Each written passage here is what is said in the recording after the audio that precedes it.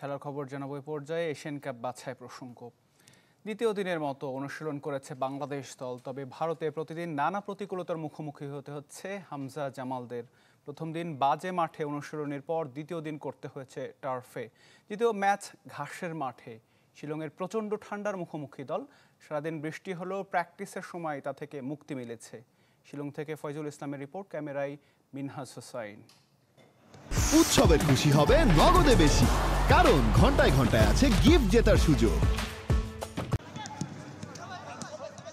শিলংয়ে দ্বিতীয় দিনের অনুশীলনে ফুরফুরে মেজাজে হামজা চৌধুরী। শুধু হামজা নয়, পুরো দলের মধ্যে বাড়তি আত্মবিশ্বাস। বাইরে যেমনই হোক, ভেতরে ভেতরে অবশ্য সবার মাঝে বিরক্তি প্রতি মুহূর্তের নানা বাধা আর অব্যবস্থাপনায়। বৃহস্পতিবার আসার পর ঠিকমতো লাগেজ বুঝে না পাওয়া, হোটেলে রুম বরাদ্দের দেরি কিংবা প্রথম দিন অনুশীলন ভেন্যু নিয়ে দোলাচল, যা কিনা শনিবারও কাটেনি। শেষ মুহূর্তের সময় বদলেছে, তবে অনুশীলনটা হয়েছে এটি স্বস্তি। অস্বস্তির নাম মাঠ। খেলা ঘাসের মাঠে হলেও অনুশীলন করতে হয়েছে টার্ফে। এটা এনজয় না, এটা আমাদের জন্য অনেক ডিস্টার্বিং। তো আমাদের সাপোজ টু ট্রেনিং করার কথা ছিল 5:30টায়, তো আমরা 4:30টার দিকে আমাদের মিটিং ছিল। অলরেডি আমরা রেডি হয়ে বের হয়েছিলাম, পরে কোচ আমাদের বললে ট্রেনিং আমাদের 7:30টায়। সো এটা আমাদের একটু প্রবলেম হচ্ছে প্লেয়ারদের। যেহেতু আমাদের গ্রাসের মাঠে ম্যাচ হবে, তো যদি গ্রাসের মাঠে আমাদের ট্রেনিংটা হতো আসলে ভালো হতো। টোটাল টিম কিন্তু আমরা আগের থেকেই টিমকে বলে আসছি যে এই সমস্যাগুলো হতে পারে। সো আমাদেরকে এই অবস্থাগুলো অ্যাডাপ্ট করতে হচ্ছে এবং প্লেয়াররা সবাই মেন্টালি রেডি যে আমাদেরকে এই অবস্থাগুলোতে পড়তে হতে পারে। হামজাকে ঘিরেই হেড কোচের পরিকল্পনা, অনুশীলনেও স্পষ্ট সেই পরিকল্পনার প্রভাব। শুধু বাংলাদেশ নয়, ভারতীয় গণমাধ্যমেরও আগ্রহ হামজাকে ঘিরে। কোচ সতীর্থরা তার কাছে সেরাটাই চান তার মতো করে।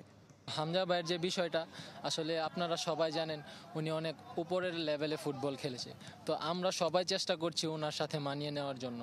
যে হামজা মিশে গেছে টিমের সাথে, সো ও জানে যে ওর নিজস্ব একটা দায়িত্ব তো রয়ে গেছে দেশের জন্য এবং দলের জন্য এবং টিমমেটদের সাথে তার এবং কোচিং স্টাফের সাথে ডে 1 থেকে সে উজ্জীবিত এবং সে নিজ থেকে সবাইকে ইন্সপায়ার করছে। এবার আমাদের রেজাল্টের জন্য আসছে, এবার আমাদের জিততে হবে, জেতার মেন্টালিটি নিয়ে আসছে সবাই।